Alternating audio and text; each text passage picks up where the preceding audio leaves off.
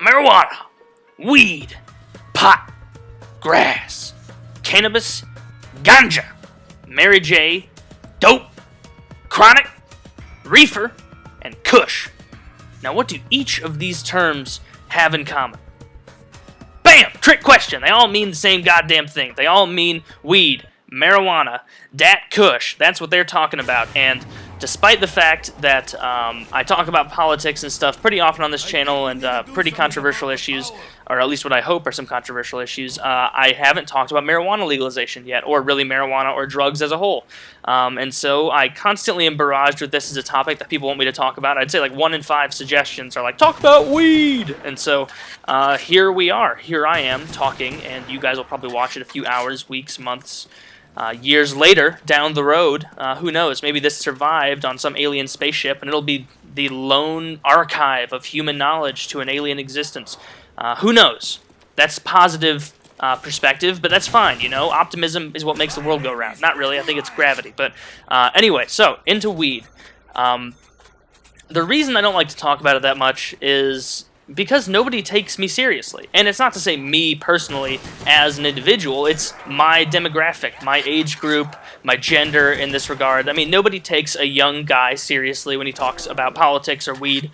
Or I should say that older people don't take young people seriously for the most part when they talk about politics or weed, which to me is a real damn shame, because I really don't think that the veracity of someone's contention should be contingent on their age. That's really just not how it goes for me. Someone, whether or not they're 8 or 80, if they have a valid point, it's valid. And I think that's something that really we need to work on as a society, since we spend so much time engraving into us, like, just listen to the old people, they know everything.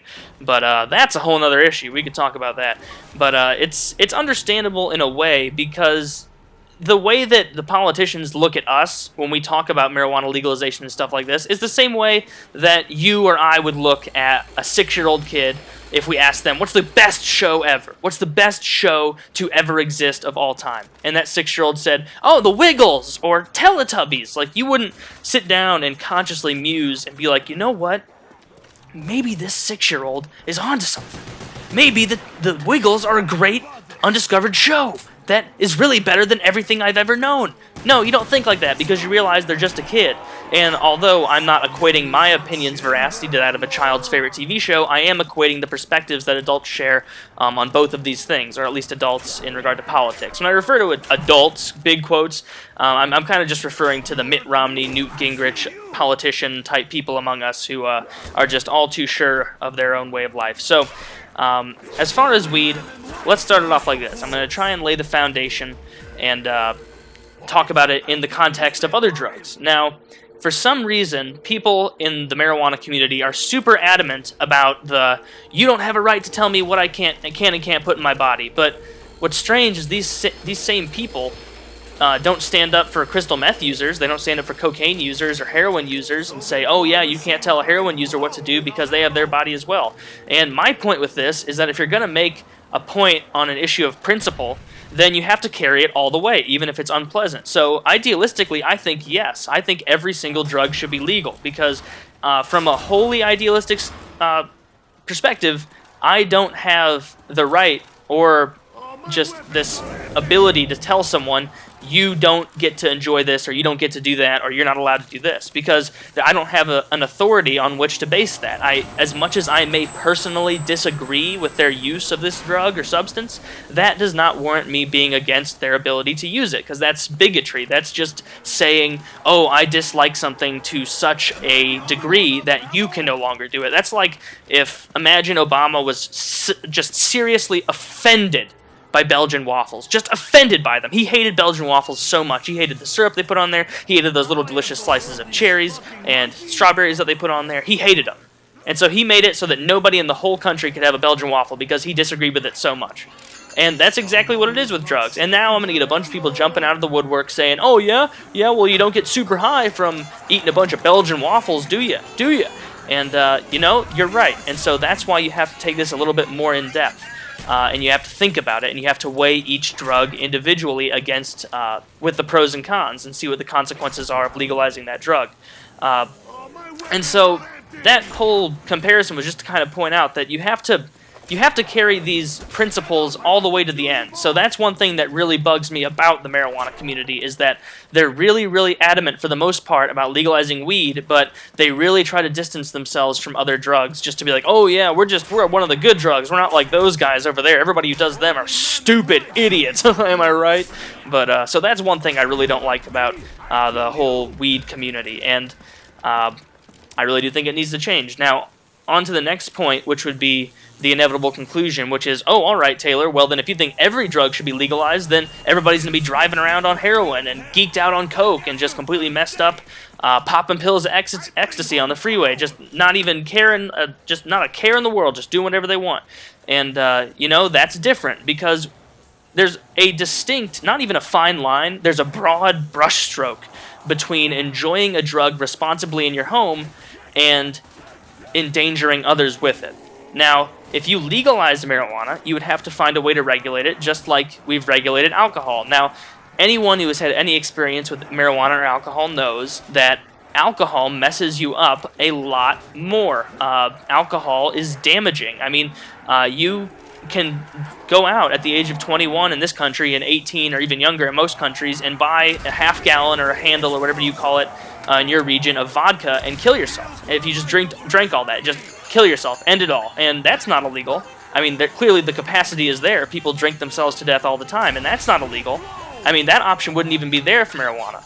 You can't smoke yourself to death with it. I mean, you could on the carbon monoxide, but that would be akin to saying you could smoke yourself to death on cigarettes just by inhaling enough smoke that you asphyxiate. So it's not a very reasonable argument there.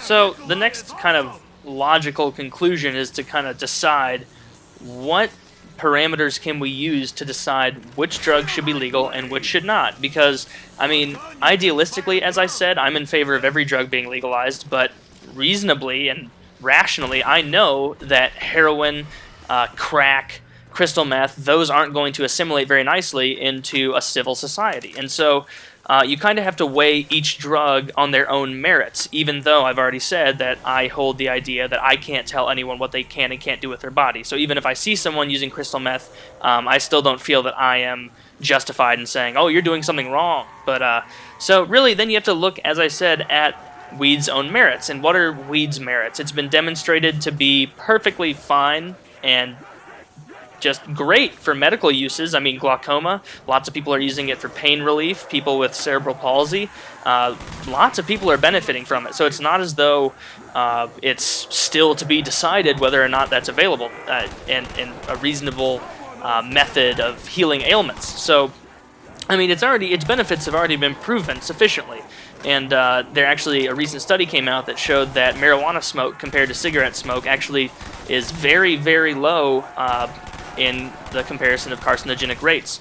And so that's a good thing. And once again, from my perspective, that doesn't matter at all. Even if weed had 1,000 times more carcinogens as cigarettes, that wouldn't mean that we would keep it illegal.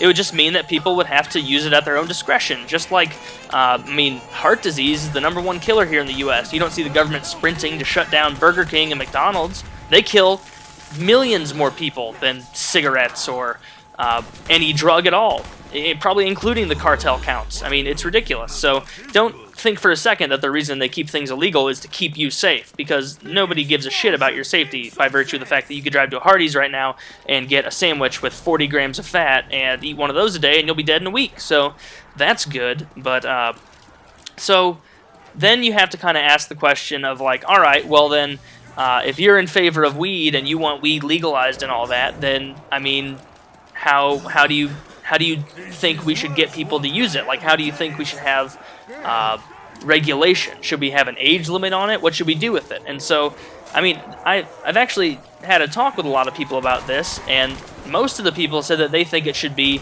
18.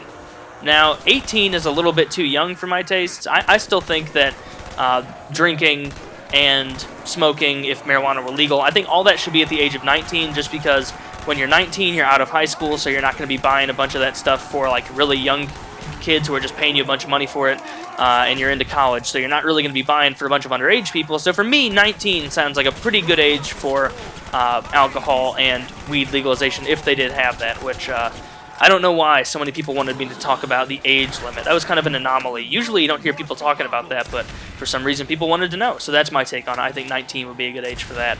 But yeah, so that is my take on the marijuana scandal, the weed conundrum floating around in the zeitgeist here in the U.S. and actually in the world. So all this, let me just summate real quickly.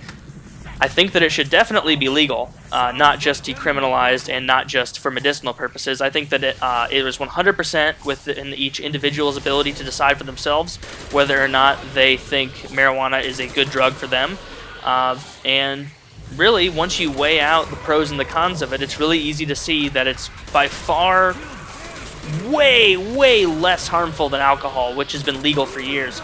And it's really relatively harmless. I mean, you never hear about anyone getting way too high and then going and robbing a bank. You'll hear like, oh yeah, so I got high and then ate a bunch of Cheez-Its and then passed out. Like, you know, it's not a dangerous drug. And I think that really needs to get brought out to the forefront because even talking to my parents and grandparents, it's really apparent that they were fed a lot of propaganda bullshit about marijuana and what it really is. So that's what I've got to say about it. I hope you guys enjoyed the video. If you did, please leave a rating. And if not, feel free to leave a comment and let me know why.